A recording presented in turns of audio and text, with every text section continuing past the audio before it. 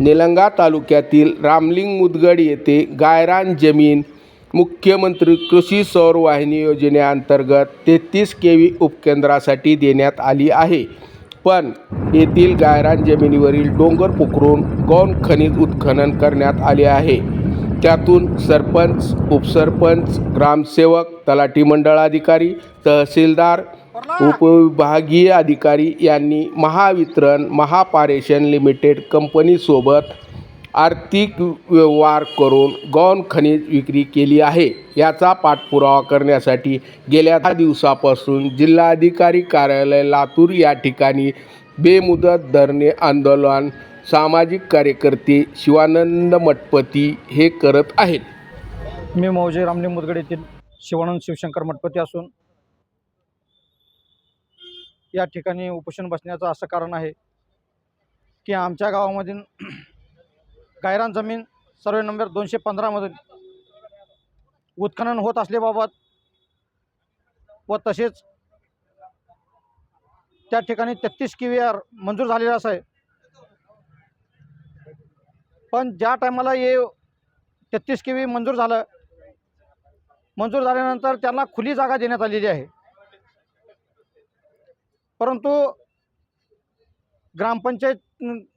ग्रामसेवकने, सरपंच, उपसरपंच, सदस्य, मंडळाधिकारी तसेच तलाठी, विस्तार अधिकारी, निलंग्याचे SDO साहेब यांनी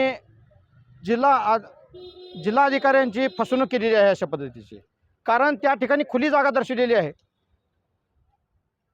ती मुळातच खुली जागा नसून त्या ठिकाणी उंच प्रतीचा डोंगर आहे. सर्वे नंबर 215 हा एकूण 7 एकर 2 पॉईंट जमीन आहे त्या ठिकाणी.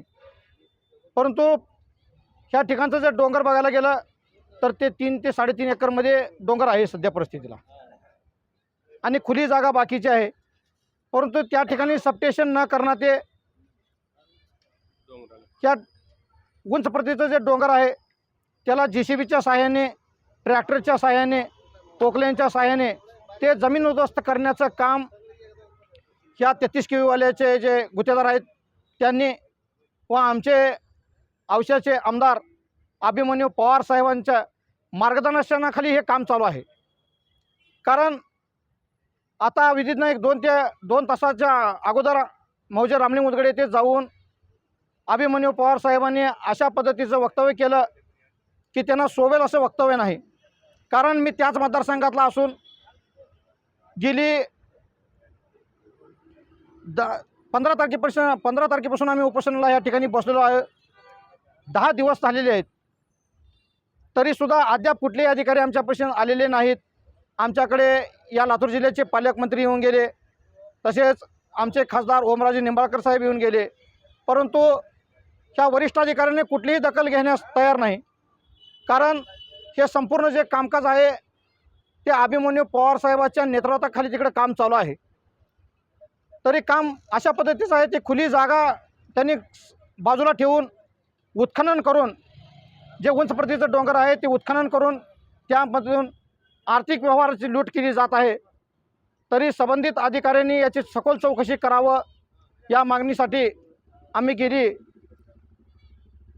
10 दिवसापासून आज बसलेलो. आजचा आमचा 10वा दिवस आहे.